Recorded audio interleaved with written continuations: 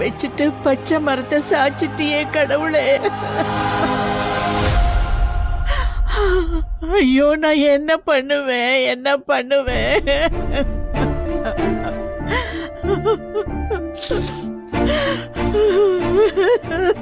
பாட்டி, அப்படிலாம் சொல்லாதீங்க பாட்டி.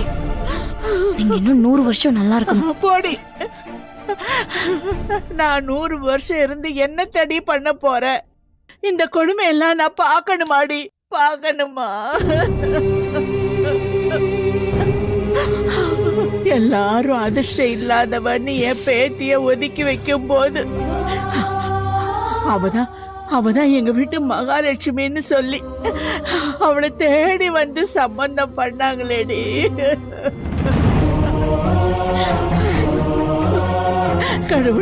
கடவுளே, இப்படி ஆயிடுச்சே. இனிமே என் பேத்தி வாழ்க்கை என்ன ஆகும்? ஏன் கடவுளை அவளை இப்படி சோதிக்கிற? கவலைப்படாதீங்க பாட்டி, எல்லாம் மாறும். துளசியை நினைச்சாதான் கவலையா இருக்கு. எல்லாரும் இப்படிதான் தாங்க போறாங்களோ, அத பத்தி நினைச்சாலே நெஞ்சே பதறுது. ஆக்சிடென்ட்ல அவங்க செத்து போனதுக்கு நாம என்ன பண்ண முடியும்? நடந்து முடிஞ்சு போனதை பத்தி பேசி இனிமே ஒண்ணு ஆக போறது இல்ல. இனிமே என்ன நடக்கணுமோ அத பத்தி பேசலாமே. அம்மா தாயே, நாங்கெல்லாம் உன் அளவுக்கு அறிவாளி இல்ல. உன்ன மாதிரி எங்களுக்கெல்லாம் யோசிக்கவும் தெரியாது. தயவு செஞ்சு ஒரு ரூம்ல போய் உட்கார். சும்மா இங்க வந்து ஏதாவது பேசிக்கிட்டே என்ன நீங்க இப்படி பேசிட்டு இருக்கீங்க? இப்ப நான் என்ன தப்பா பேசிட்டேன்? நான் இறக்க இல்லாதவன் சொல்ல வரீங்களா? நான் பேசல, நீ பேசுறது அப்படிதான் இருக்கு. நானும் பாத்துட்டு தான் இருக்கேன் அங்க மண்டபத்துல இருந்து.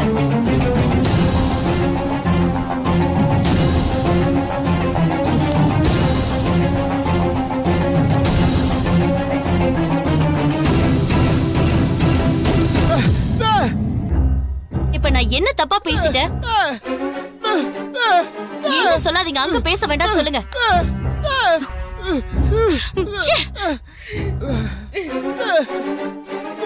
நான் மட்டுமே சைலண்டா இருக்கேன்.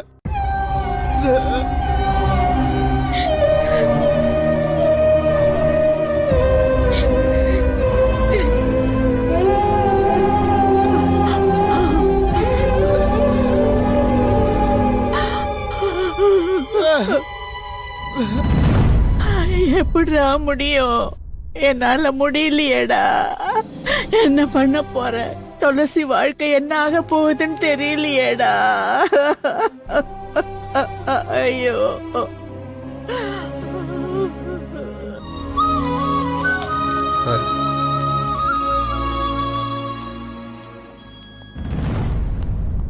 ஹலோ சார், நீங்க எக்ஸ்எம்எல்ஏ ஈஸ்வரமூர்த்தி சார் பையன் தானே? ஆமா சார். என்ன விஷயமா வந்திருக்கீங்க சார்? உங்க உடம்பு எதுவும் சரியில்லையா? சார் இல்ல, எனக்கெல்லாம் ஒண்ணும் இல்ல சார்.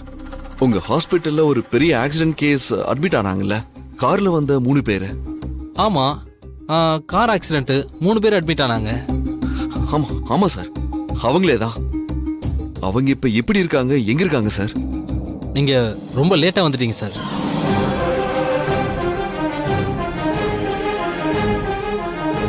என்ன டாக்டர் சொல்றீங்க? ஆமா சார், அவங்க வந்த நேரம் சீஃப் டாக்டர் இல்ல, 3 பேரையும் நான் தான் பார்த்தேன்.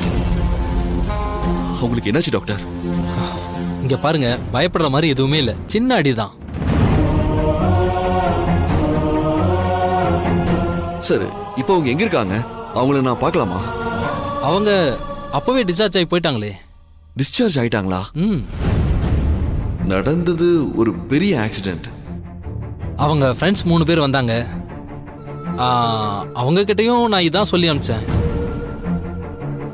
அவங்க ஏதோ வெளியூர் நினைக்கிறேன், உடனே டிஸ்சார்ஜ் ஆகி போயிட்டாங்க. மற்ற ட்ரீட்மெண்ட்லாம் அவங்க ஊர்லயே பாத்துக்கிறேன்னு சொல்லிட்டாங்க.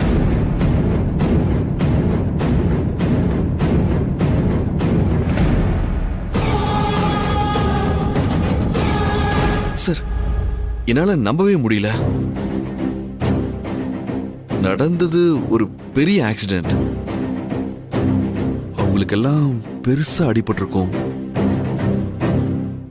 இப்படி இருக்கும்போது இப்படி ஏர் பேக் ரிலீஸ் ஆயிருக்கு. அதனால காருக்குள்ள இருந்த எல்லாருமே சேஃப் ஆயிட்டாங்க. பயப்படுறதுக்கு ஒண்ணுமே இல்லை.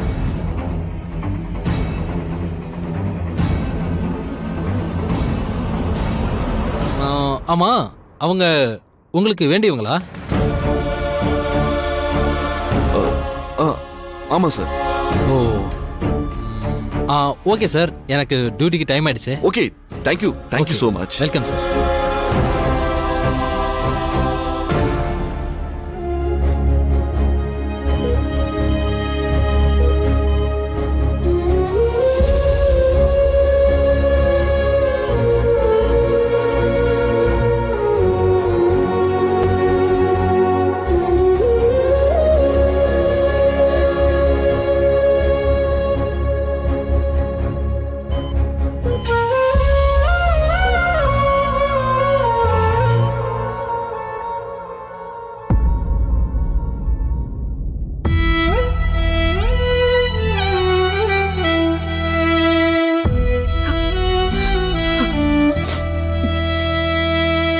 எங்க அம்மா கிட்ட இந்த சம்மந்தம் வேண்டாம் வேண்டாம்னு நான் எவ்வளவோ சொன்னேன்.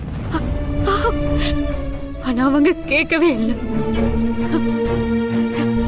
ஏதோ வானத்துல இருந்து வந்த ஏஞ்சல் இவதான் எங்க குடும்பத்தையே காப்பாத்த போறான்னு எங்க அம்மா நம்பிட்டு இருந்தாங்க. ஆனா இன்னைக்கு என் குடும்பத்துக்கு இவதான் யமுனா வந்து நிக்கிறா.